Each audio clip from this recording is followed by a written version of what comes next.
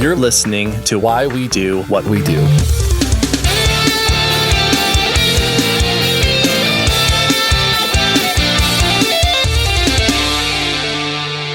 Welcome to Why We Do What We Do. I am your struggling host, Abraham. And I'm going to be your unmotivated host, Shane. We're a psychology podcast. We like to talk about all things psychology related and human behavior. And before we get into our topic today, just a quick reminder that if you would like to support us, you can join us on patreon.com/WWD podcast. You can find out more about this and other episodes by going to our website, which is also www.podcast.com. There's 16 syllables in that, I found out. So many syllables. So many syllables. Why did I make that choice? Seemed like a good idea at the time. Also, we have a merch store that we are selling some cool items there. You can both support the show and get some practical swag that you can enjoy. So go check out our merch store. And then, of course, leave a rating and a review wherever you listen to podcasts. And I think that's it for my major introduction to the podcast. What are we talking about today, Shane? So today we are talking about the topic of depression. However, I think it's important to note this is a very big topic. Yeah. And we are taking a very specific approach to this today. This will not be the only approach that we take to this, I imagine. Right. This is a topic that I have been wanting to cover for a very long time and have been scared to do it because it is such a massive topic and it is so sensitive for so many people. And I wanted to make sure that we do it justice. So a quick warning about this episode. We are going to be talking about suicide and suicide related things. So if this is something you're not comfortable hearing, we do our best to make this, I think, not talk explicitly about things like attempts or strategies, just that it is a part of this topic. And so if that's not something you're comfortable hearing, you might want to skip this episode, but otherwise come with us on this journey. To approach today, what we decided to do is just one interpretation of depression and a humbled call to action for our fellow behavior analysts to apply research toward this matter as it is a matter of public concern. As many people know, depression is a diagnosis that affects millions of people around the world, the globe of the world that is spherical. And although other disciplines have successfully treated individuals that do have a depressive diagnosis, we are not engaging in a sort of compare and contrast of those interventions today. Instead, what we're really demonstrating is examples of pilot research using applied behavior analysis and depression that shows a promise for potential application and future exploration as well. And so in the spirit of parsimony, we're going to break down depression, break it down in terms of causes and symptoms in a sort of more observable level that is hopefully more accessible and compassionate and also speaks to the potential for intervention. So we're hoping that today's episode will be informative, thought-provoking, and justify continued focus on this area of research and perhaps even an additional emphasis on understanding what can behavior analysis contribute to our understanding of depression. How can we be of support to people that have that diagnosis? Absolutely. And if we get anything wrong today or there's anything that's a problem, Alan is our researcher and he put together these notes, so you can blame him. That's right. We're disavowing all responsibility. No, we a huge thank you to Alan, because I know that when we had talked about this topic, it was such a big, broad, and difficult topic to tackle. And I think that as we go through the notes and kind of discuss this, I think he did it with a lot of care and a lot of concern with how to approach this. And I think that he was very thoughtful in how he organized and put together the information for this. So huge shout out to Alan for getting these notes done for us so we could do this episode. Yeah, and if you find us laughing and making jokes, it is obviously to try and lighten the conversation so that we feel like we can understand it and remember it, and also be able to listen to it without wanting to just pull the plug on this episode. Yeah, we don't want to end up in a place of feeling a lack of joy in our lives either. So we're going to try and do our best to appreciate the gravity of this topic while also trying to keep it as light as we can in pursuit of that goal. Absolutely. And that's a lot. So we have our direction, which is this is the behavior analytic view of depression, and we have our goal, which is we're going to have this be as informative as possible. Are you ready? Take this journey with me. Yep. Let's go ahead and do it. All right, let's just start with a general overall interpretation of understanding depression. Yeah, so despite an overwhelming abundance of attention in the mainstream media and medical communities given to clinical depression diagnoses, discrepancies persist regarding how depression is discussed. So, for example, the World Health Organization, or WHO, estimates that depression affects approximately 3.8% of the population worldwide, and that's as recent as 2021. This equates to about 280 million people globally dealing with a diagnosis of depression. 280 million people dealing with this diagnosis. That's a lot of people. Yeah, that's quite a few humans. Now, as you mentioned, there are differences in how people even go about defining this and talking about it. And so it's worth talking about what are the different disagreements. At what point do they disagree on these definitions? And what are the parameters of correspondence between what is traditionally discussed in depression and how we might look at it from a behavior analyst lens?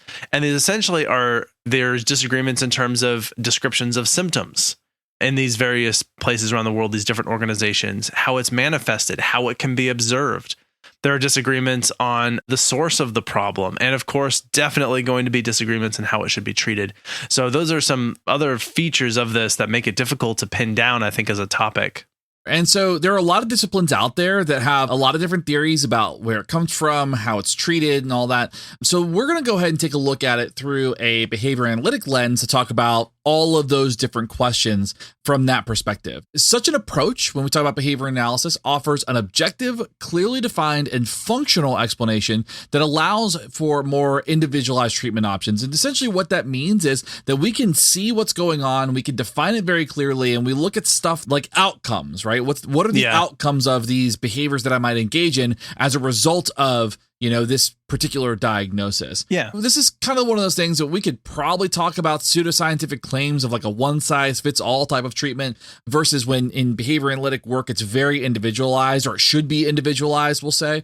So there's a lot to kind of unpack there. And I don't know if you want to touch on that briefly, but you'll kind of see that there are like a lot of general recommendations that come out for depression, like behavioral activation and psychopharmacological explanations for this. And so behavior analytic approaches are very individualized rather than kind of what you'll see in articles out there. Yeah, and then there's going to be Goop that tells you how to deal with your depression and be very expensive, and it won't work. Yeah, it does not work. Or maybe you get that sort of like sunk cost fallacy. If I invested so much money into this, I better not be depressed anymore. There are a lot of snake oil salesmen out there. Yeah, wouldn't recommend it. Yeah, and exactly as you said, like one of the hallmarks of a behavior analysis approach to things, and part of what drew me to the field, and I think you as well, is that we look at, okay, what are the contextual circumstances and the actual behaviors that I'm seeing that correspond with X, whatever that might be. In this case, being depression.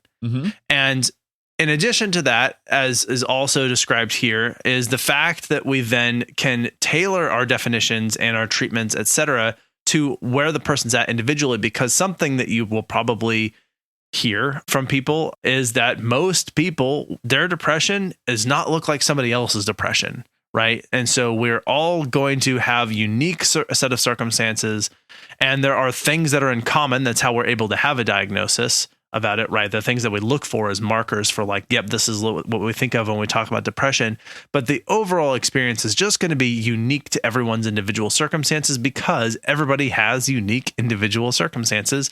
And ABA's, one of its like big trademark things is the individualization. So by taking such a look at depression, applied behavior analysis may be able to apply the technology that has been very successful in other places. We've talked about it with respect to autism spectrum disorders and related disorders, and to other conditions of public concern. We've talked about it with respect to even use in organizations and sports, and just recently talked about it being used for things even like medical field, like with doulas. So there's like so many different ways that this can be applied. So wolves. Yeah, we talked about it exactly with wolves. This is the fun part about doing this podcast, is like that scope of topics we get to learn about and enjoy. Yeah. Now, again, we're talking about like how applied behavior analysis fits here, and early treatment of depression may prevent these detrimental outcomes that are often observed with depression, such as decreased work, decreased health, decrease social relationships, and even obviously suicide as being a one of those things as well. So we would generally want to try and intervene as quickly as possible to avoid any really serious outcomes that would be problematic. And so to achieve these better outcomes, behavior analysts need to clarify a working definition of what depression is, both in its associated topographies and its function. So basically, what does it look like? What are its outcomes? That's what we've got to try to pin down here. And additionally, we want to identify familiar cues or triggers that affect those rates of behavior that are fundamental for making sure those interventions fit accordingly. So we want to make sure as we enter this space, there's a lot to unpack and there's a lot that behavior analysts might do as far as observations, definitions, outcomes. And so we're going to try to kind of spend a little bit of time unpacking that as we go. Yeah, absolutely. So it's a little bit early, but I'm feeling like maybe I need to gather myself for this discussion. Shall we let the advertisers have their feeding frenzy on our listeners for a moment? Yep, absolutely. All right, here are some ads.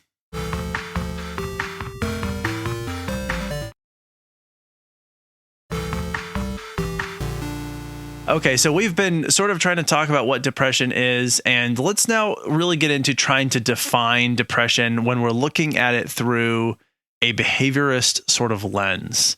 Now, in applied behavior analysis, part of our bread and butter in our field, you might say, is how we define things in such a way that we agree on what that thing is. We call them operational definitions, but really it's just any kind of really clear description of something, and that we get then agreement on what that thing is.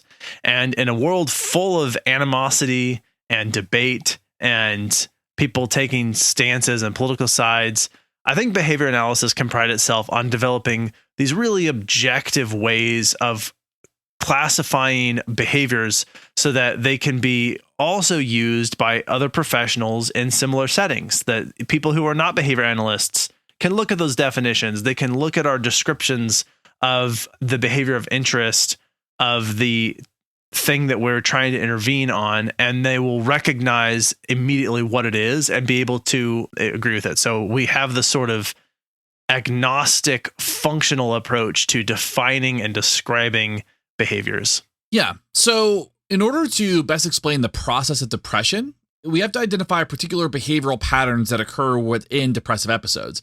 And in an effort to align with other professionals to make sure that we have some agreement, we should be looking at these in an objective way. So what we're going to do is we are going to kind of define and describe some of those symptoms, some of those behavioral components, some of those things that we can observe, and see if we can't get some agreement across those disciplines. So first, we're going to talk about Forster, 1965, as cited by Reisinger in 1972, offers that, quote, when the aversive stimulus, or the thing that I dislike, is the withdrawal of positive reinforcement. So I lose my reward. The resulting non-reinforcement of enough items in the individual repertoire weakens the behavior sufficiently for a depression to be observed, end quote. And that's from page 125 of that article. So there's a couple things that I want to kind of clarify here. Yeah, there's definitely some jargon to unpack, I think. This is very jargon heavy. So to kind of look at this, what they're saying is, and I'm going to kind of retranslate this. When the thing that I dislike is removal of my rewards, the result is there's an absence of reinforcement, and it's enough to create or like lessen any behavior I engage in. So I'm not going to continue to engage in any sort of behaviors in that moment. And that can be observed as a depressive episode, a lack of behaviors following these particular events.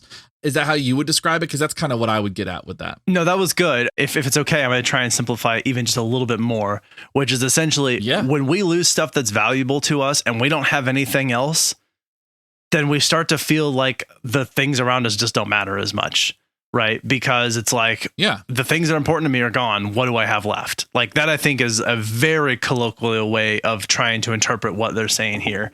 Is that the loss of valuables makes it feel like we don't have valuables, which is understandable, you know? And so then at that point, then you're sort of casting about for like, what do I do now when the things that are important to me are gone? Yeah. Do you feel like the way I described it, I mean, that was a really heavily colloquial. Is that still pretty in line with what you think was being said there? Yeah. Okay. Yeah. I think that covers it. I think that does a good job of that.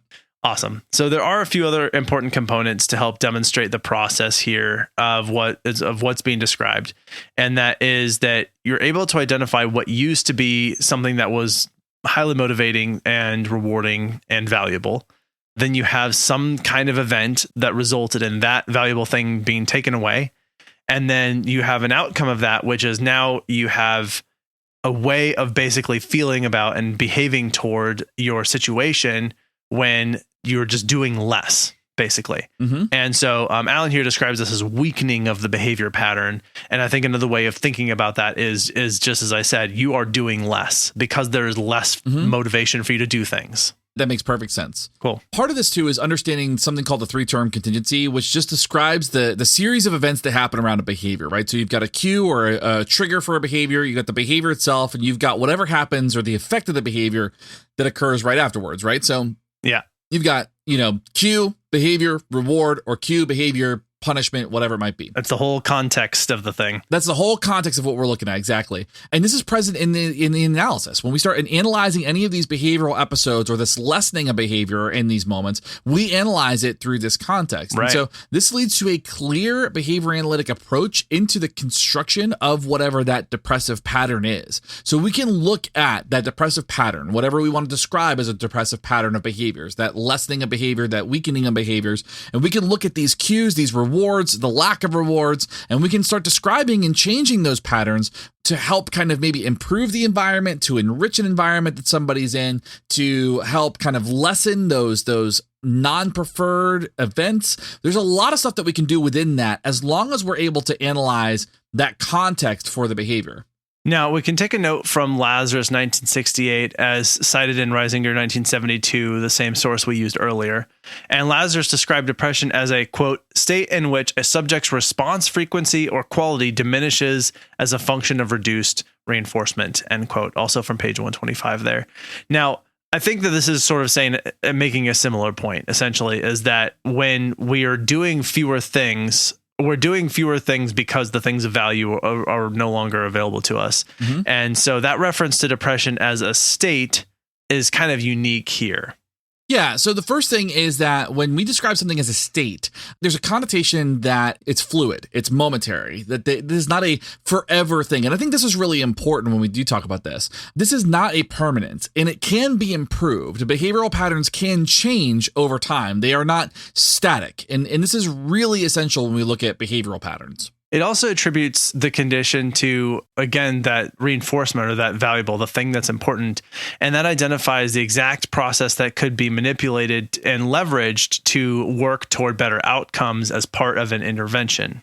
Yeah. And so I think one thing I would like to try to maybe discuss briefly here is that we're not saying that depression is a result of a lack of reinforcement. Right. Sometimes what happens is, and I'm sure we'll get to this later, is that the thing that is the reinforcer may be present and it may be available, but it may lack potency too. Yes. As a result of a lot of different things that have occurred. So like maybe it's like, I think of the situation with my daughter. She's diagnosed with depression and she was surrounded by food that she enjoyed, music that she liked, friends, and it was still not sufficient or not potent enough to pull her out of those behavioral patterns. We had to set up some other things that were kind of outside of that for her to pull out of it. So it is important to recognize that it's not just about losing reinforcement. There is kind of this motivation piece that goes along with this as well.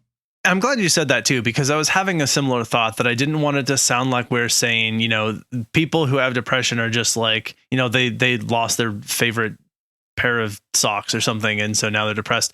That's really not at all what we're talking about, but we're trying to describe, because if we said there's this loss of these valuable things, these important things to us, and that there's then an associated lack of motivation.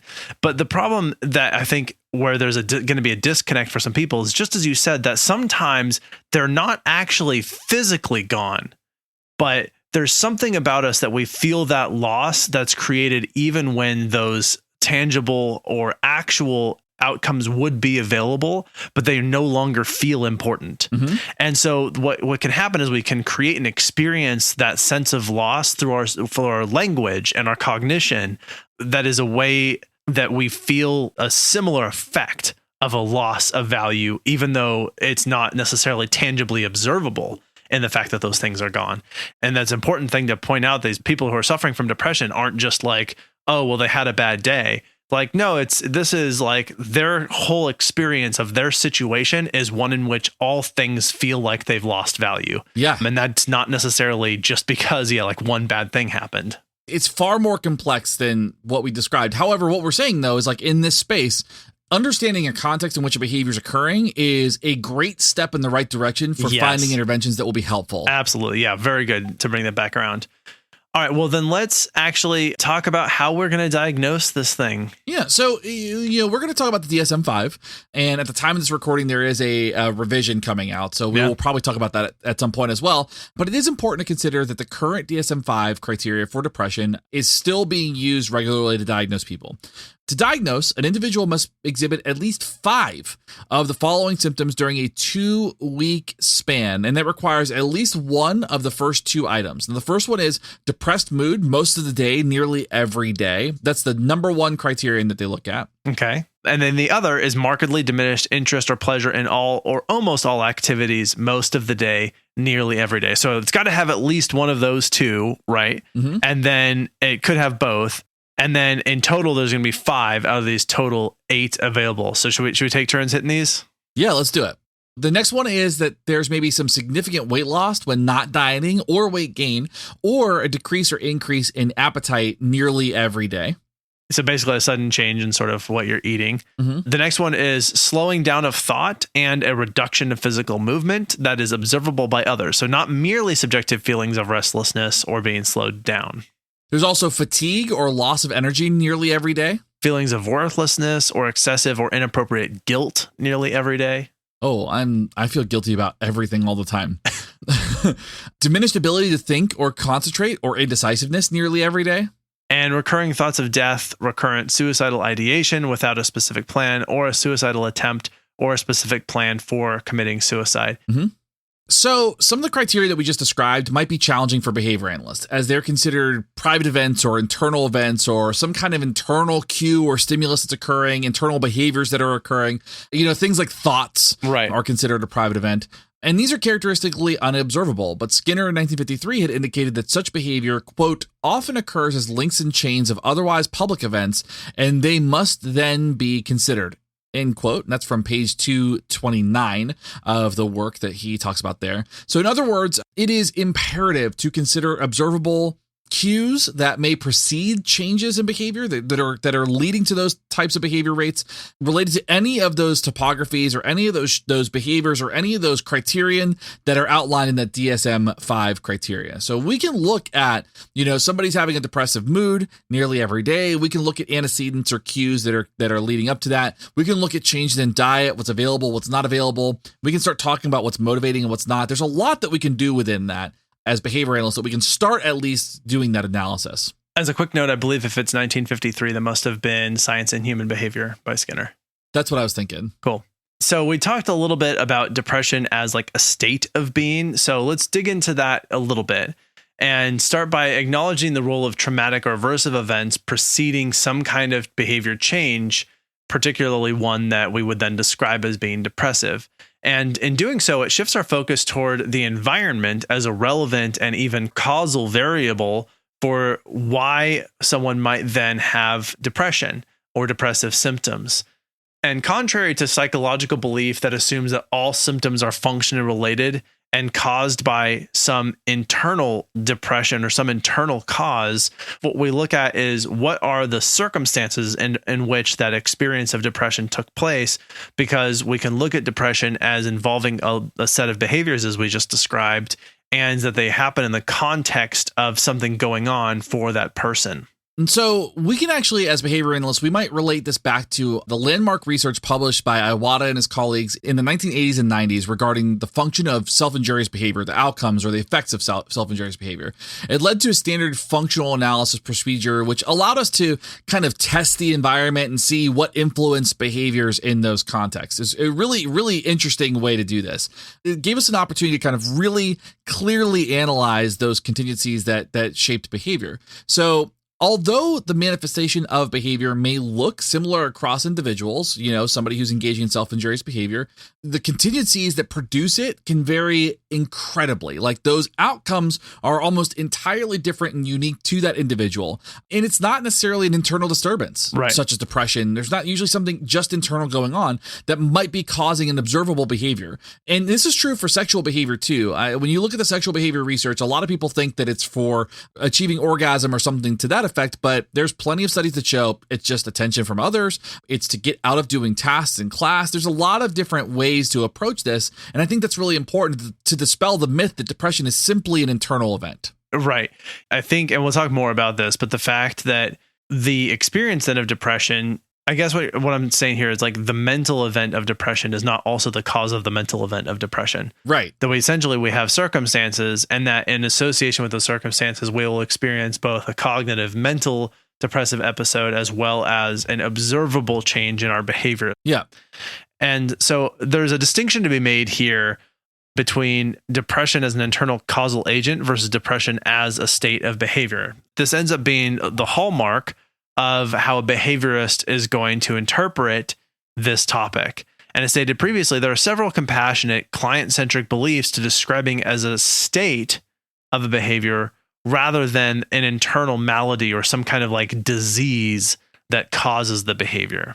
Yeah. And additionally, relying on criterion based on form or the topography, like we mentioned, as the DSM-5 does, it ignores the function or the outcome of that specific behavior or the shape of what that looks like, and the variables that predict and control the behavior of interest, according to Biglin, 1991, page 159. So essentially what this is saying is that when we rely on those criteria, we're relying solely on what it looks like and not what it does. And that's really important from a behavior analytic perspective. We're looking at not only what it looks like, but what does it get? What does it get the learner, the person who's engaging in that response? What are they getting out of that specific response? Right. So then identifying the controlling variable in the environment may be also critical to observing differences in each individual's experience. So to acknowledge each individual's experience with depression as unique to them is a component that may set applied behavior analysis as an approach that is different and distinct and potentially even preferred from other approaches that look for more of the sort of universal definition and universal analysis of that sort of behavior or the experience, I think is a better way to say it. Yeah. In doing so, there's less focus on labeling an individual for their diagnosis and instead more focus on targeting the kinds of things that they're doing and the context and environment in which they're in that is creating that experience for them, and the behavior and the actions that they take as the entity or the target of interest. Yeah. So if we start defining depression by form, what it's going to do is it's going to unnecessarily restrict the scope of the disorder, and it's going to ignore the effect. And so what's going to happen is we're going to look at what people are doing and not what they're doing plus. Right. And that's what we should be doing, is looking at what's leading to it, what they're doing, and what is the outcome of that. We're not looking at why they're doing what they're doing. I love that. That was a nice little little jump in there. That's perfect. So we actually see this type of analysis and the types of behavior that we're discussing, these states, in other places. In Biglin 1991, he pointed out that we observe what was called, quote, distressed behavior, end quote, or depressive symptoms across individuals who have problems other than depression. So when he offers these examples, he talks about similar behavior being observed in women experiencing chronic pain. He talks about demonstrating that similar symptoms can be found under a variety of circumstances related to unique cues, and that when we specifically focus on a form, it disregards whatever that aversive event is. It disregards anything that precedes such behavior patterns.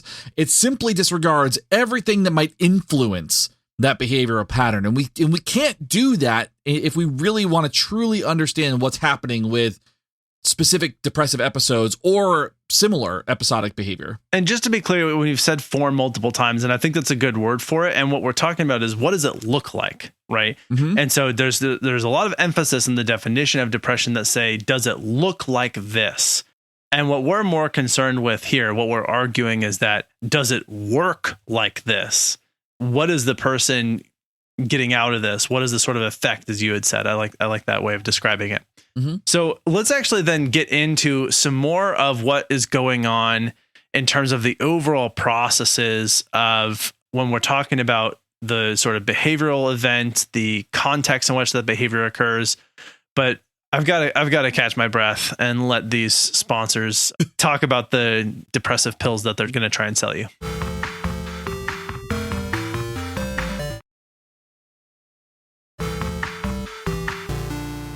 All right, we're back. Let's talk about some of the behavioral processes involved in depression.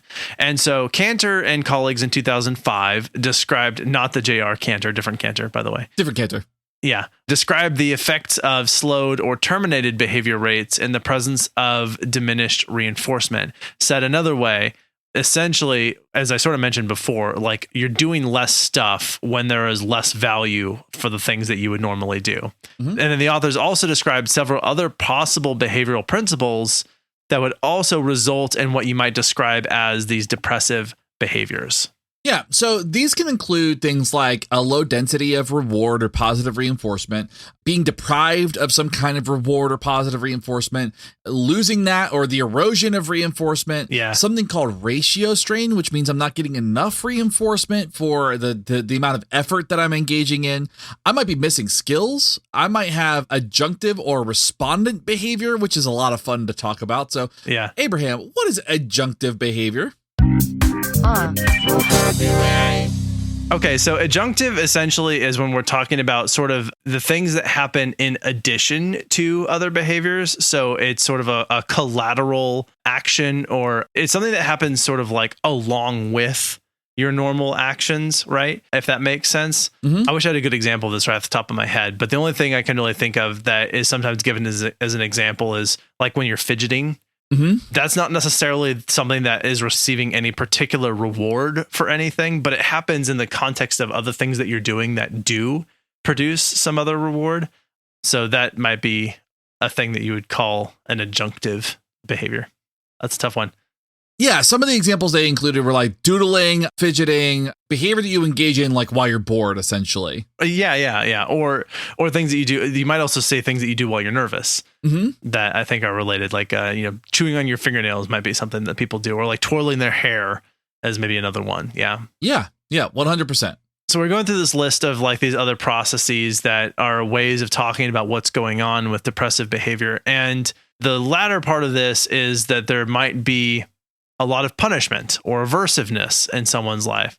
There might also be reward for the depressive behavior, which is to say, like, someone might learn, and this definitely has happened, that like they really don't get very high quality attention from the people around them until they're engaging in the depressive behavior. Now, that's not to say that they're saying to themselves, "Oh, I want to look sad because that means that people will pay attention to me." They just sort of notice that. Maybe they don't even notice, honestly. What starts to happen is that like when they are in these sort of more depressive, sadder states, then they tend to get more of a specific type of attention. Now, that's not going to be for a lot of people, but that is for some. And it doesn't have to be attention. It could be something else too, getting out of doing things. Mm-hmm. So there's also this negative reinforcement thing is something that you might get if you have this depressive behavior. The last two are talking about how our language affects this. Sometimes we'll have these rules for ourselves and rules about ourselves that we may or may not stick to. And that also creates the experience of depression, just how we use our language. And rules aren't necessarily always the best way to phrase it, but just how we think of and relate to ourselves is sort of what's going on with this language thing. And then the last one is that there's these sort of contextual events that occur or like ongoing experiences that make our rewards or the things we're motivated by more or less valuable. Mm-hmm. And so sometimes those contexts make them less valuable. And that would be something that's going on here. I think to really broadly just classify what we just described, essentially what we're talking about with these behavioral processes is that you've got things become less valuable or less available. Mm-hmm. You've got aversive things are around, and then you've got strategies for getting things that are valuable that are either getting out of things that we don't like or getting things that we do like. And that looks like depressive behavior as well. I think that's a good way to sum it up. I mean, we have a couple examples that we can dive into here that will kind of clearly illustrate what might be happening with these specific processes, because I feel like we just threw a lot of information at you, and just kind of said these are all the processes that happen with behavioral accountings of depression. Okay, so this topic is definitely running a bit longer than we really want to try and fit into a single episode. So let's actually, we could drag this out and have this be, this massive 1.5 hour long discussion, and maybe people would be into that. But I think for the sake of everyone involved here, let's go ahead and actually split this up. We weren't planning to do this, so I apologize that we didn't announce this as a part 1, part 2 sort of thing. But we're going to break this up for part 1 now, and then we'll come back next week with a part 2 to wrap up our discussion, where we'll talk about some of the other features of depression. We're going to talk about the effects of depression on people around the person with depression, as well as some treatments, and get into some sort of summary and closing thoughts on that. So let's instead transition to some recommendations, and then we'll come back next time for part 2. Sounds good.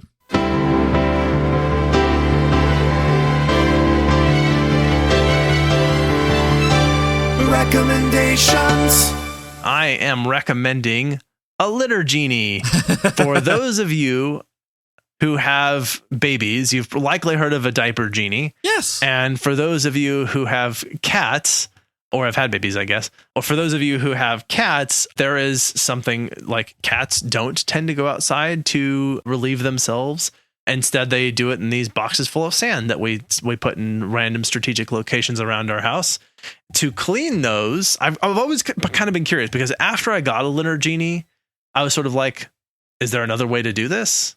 And the way that I used to have to do it is we would essentially actually refill old litter containers with the used litter and then dump it out. But this is such a better system. Now, it is a lot of plastic bags, but it reduces smell. It's much more sanitary. I like it a lot. So my recommendation is Litter Genie. You use it for cleaning up cat litter. It reduces smell. It's an easy way to manage your waste. They tie up neatly at both ends so that you don't have the potential for spilling, which definitely happened in my other circumstance. that is very, very unpleasant. So yes, Litter Genie is where it's at. Yeah, I like that. I don't have cats, but for my friends who do have cats, I'll recommend that. Word. All right. I am going to recommend this thing that I discovered recently, and I feel like you'll appreciate this because you and I share similar dietary restrictions. Yeah. I say restrictions. Maybe we say choices. Yeah, there you go. Because it is a choice, not necessarily a restriction. And that is a new brand that I discovered called Unreal Deli. Have you tried this, Abraham? This sounds familiar. I'm not totally sure. I'm gonna follow this link while you're talking about this and see if I recognize this. Okay, cool. So Unreal Deli is, it's actually, let me go into the entire company. The company is called Mrs. Goldfarb's Unreal Deli Fine Vegan Meats. And essentially what they are, they're very high quality. It's like tofurkey on steroids. Ooh, love steroids. Well, steroids are so good. We should probably do an episode on steroids one day too. We should. So what this is essentially kind of on the same path as tofurkey, where it's supposed to be sliced deli meats. They are flavored. They are designed to meet certain not demographics, but to meet certain taste palettes. So right now they offer 3 that you can get in just about any store. I can get them at Publix, which is awesome. And they have a corned beef, a steak slice, and they have a roasted turkey that you can use for these different sandwiches that you like, because I love sandwiches. I would do a whole episode on sandwiches myself. I discovered these by accident because I was in the Greenwise section at Publix and I'm looking at the vegan stuff and I see this corned beef. I'm like, yes, because I love a good Reuben. I do love Reuben. Can't help it. I love a good Reuben. Yeah, Reubens are really good. Oh man, it's so good. I'm going to say, for folks who are kind of on the fence about being vegan or vegetarian or anything like that, this might be a good place to start. We tried the steak slices, made a really good Philly cheesesteak out of it. Got the corned beef, made really, really good Reuben sandwich. And the sliced turkey is really great for a good turkey and cheese sandwich. So this is all plant-based, all vegan, and really, really good. So that's my recommendation for this week. These look incredible. They are, man. They are so good. Man. All right. Well, I'm hungry now, so I think we should probably start to wrap this up. I just want to say thank you, Alan, for putting together these notes. Thank you, everyone, for listening today. I think if you have something to say about depression, what we've talked about so far, or share your experiences with us, or recommend some waste management products or plant-based proteins that you're into, you should reach out to us on all the social media platforms, or you can email us directly at info@wwd.podcast.com. I have a list of very important people who help make this show possible because they support us on Patreon, and you can join them if you'd like us to read your name aloud. And that is Amanda, Brad, Kathleen, the Daily BA, Joshua, Justin, Justine, Kim, Kostia, Layla, Megan, Mike M, Mike T, and Shauna. Thank you, wonderful people, for all that you do and your continued support of our ridiculous efforts. Yes. And also thank you so much to my team, Justin, Selena, Kyle, Alan for his notes today, Britt, and of course Shane for recording with me and being just a delightful host to have around. Likewise. It's wonderful. And thanks to you, Abraham. Oh, thank you. I think that is all that I have for now. Is there anything I'm forgetting? Anything we need to close with before we wrap up part 1? I think that's a good place to start. I think that's a lot of information for people to absorb. So hopefully people can kind of take that and then enter part 2 with a little bit more information. Perfect. Join us next week for part 2 of our follow-up discussion and closing comments about depression, particularly through a behavior analysis lens. This is Abraham. And this is Shane. We're out. See ya. You've been listening to Why We Do What We Do. You can learn more about this and other episodes by going to www.wwdpodcast.com. Thanks for listening, and we hope you have an awesome day.